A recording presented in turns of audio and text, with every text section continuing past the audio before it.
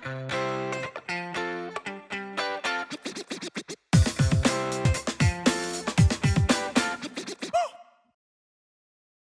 Sangsang Meet semua, kita di sesi Q&A di KTNG Sangsang Univ Drawing Class. Nah, ini ada beberapa pertanyaan yang udah masuk. Bukan udah masuk sih sebenarnya, nggak sempat kebales, nggak sempat kebahas di week kemarin tuh. Cuma sebenarnya sih ini sempat ditoel-toel, cuma karena kemarin penuh banget tuh kita bahas yang tentang scanning, bahas tentang digital drawing, jadi kayaknya nggak sempat dicolek di in-depth lebih dalam tuh nggak sempat, cuman sempat dicolek-colek doang. Nah, ini ada dua pertanyaan yang belum sempat dibahas. Pertama, pertanyaan dari Kamila, ini mohon maaf jika ada kesalahan penyebutan nama ya. Dia nanya nih, gimana caranya supaya webtoon kita jadi official? Ya ini agak-agak sedikit keluar dari ini ya, dari tema kita di batch kita yang ke-9 ya. Cuma balik lagi nih, emang sempat kita ngobrol-ngobrol masalah webtoon ya, bikin webtoon manual, terus nge-slice gitu. Mungkin pertanyaan jadi agak nyambung nih. Gimana supaya webtoon kita jadi official? Waduh, itu pertanyaan juga sulit dijawab ya, karena banyak faktornya. Pertama, kalau untuk webtoon kayaknya yang bertahan itu kan cuman webtoonnya Line tuh yang masih bertahan ya. Di Indonesia maksudnya ya. Kalau di luar kan ada Tapastic, ada segala macam. Kalau di Indo kayaknya dulu udah ada macam-macam tuh. Ada apa sih?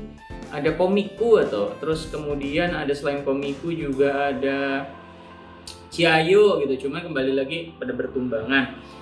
Yang bertahan itu Line webtoon ya yang masih bertahan. Cuma kalau nanya gimana sih caranya jadi official? Wah, itu ada kayaknya di beberapa platform ada rules-rulesnya sendiri sih.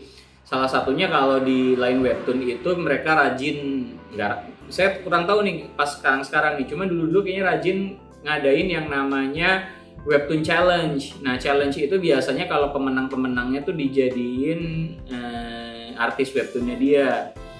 Cuma kalau tips saya sih kalau supaya webtoonnya jadi official, paling enggak terbitnya konstan ya. Maksudnya kalau memang kamu terbit seminggu sekali, kamu grab audiensnya aja dulu gitu. Sarannya sih gitu. Cuma balik lagi kayaknya di setiap platform itu ada ketentuan-ketentuannya. Jadi agak-agak bingung nih gimana jawabnya, karena jawabannya tuh cuma ada di platformnya. Cuma sekedar tipis-tipis tips aja ya. Yang pertama sih coba rutin aja dulu gitu di platformnya. Selain kalau gambar ya memang harus gokil sih, harus unik, harus gokil. Cuman balik lagi kalau di webtoon kan tantangan terbesarnya adalah di Line webtoon adalah produksinya nggak boleh molor. Jadi setiap seminggu sekali harus ada minimal seperti itu. Kira-kira mudah-mudahan menjawab ya. Jadi mungkin bisa nanyain di teman-temannya atau di komunitas, siapa tahu ada cara lain supaya webtoonnya jadi official. Yang kedua nih, pertanyaannya mirip-mirip, jawabannya juga mirip-mirip. Fadilah bertanya, cara supaya tembus penerbit atau jadi ilustrator untuk penerbit. Waduh, ini jawabannya enteng tapi mencernanya berat ya. Kenapa? Jawabannya enteng. Kalau jawabannya enteng ya apply, bikin portofolio gitu kan. Apply bikin portfolio yang bagus buat ditawarin ke penerbit. Cuma yang cuman ya untuk ngelakuin itu sulit. Saran kalau sekarang kan udah zaman 4.0 ya.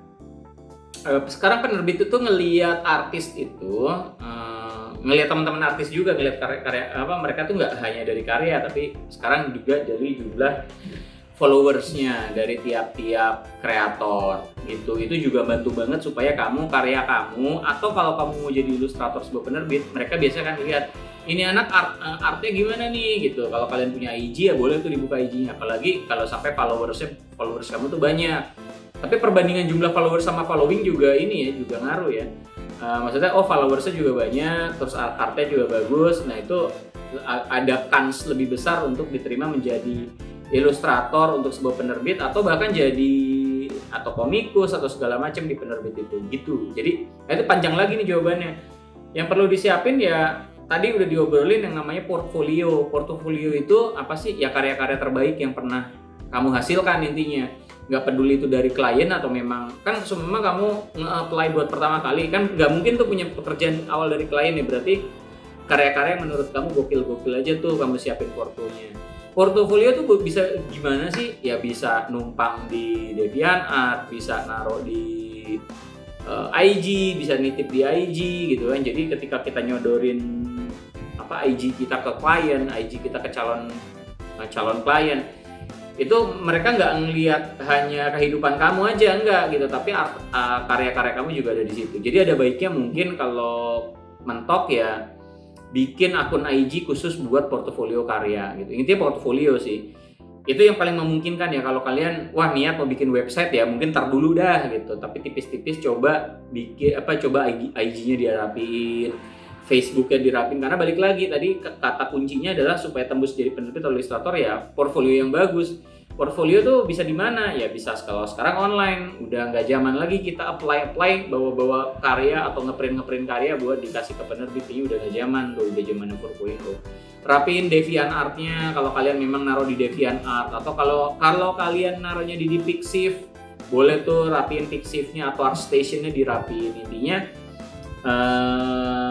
tembus penerbit ilustrator ya, menjadi ilustrator maksudnya ya siapin portfolio yang bagus, nggak ada lagi gitu. Saya juga mengalaminya begitu, portfolionya dirapiin, jadi penerbit atau calon klien punya contoh karya kamu. Itu langkah pertama. Waduh, udah sepanjang itu baru langkah pertama. Yang kedua apa sih?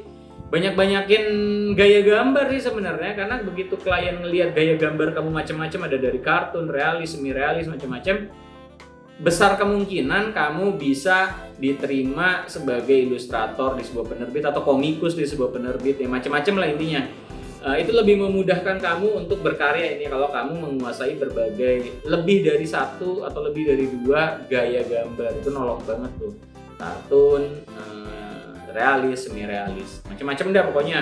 Siapa tahu kalian bisa gambarnya sekeren kayak Adi Granov di X-Men, tapi juga bisa gambar kayak gaya-gaya kartunnya kayak si Gumball atau kayak SpongeBob, atau mungkin bisa gaya anime kayak One Piece bisa, tapi juga bisa gaya manga kayak Death Note, gambarnya kayak si Death Note gitu. Mungkin yang hal-hal kayak gitu lebih memperluas memperluas kans kamu untuk memperluas kans kamu untuk diterima penerbit. Sama terakhir nih, yang ketiga,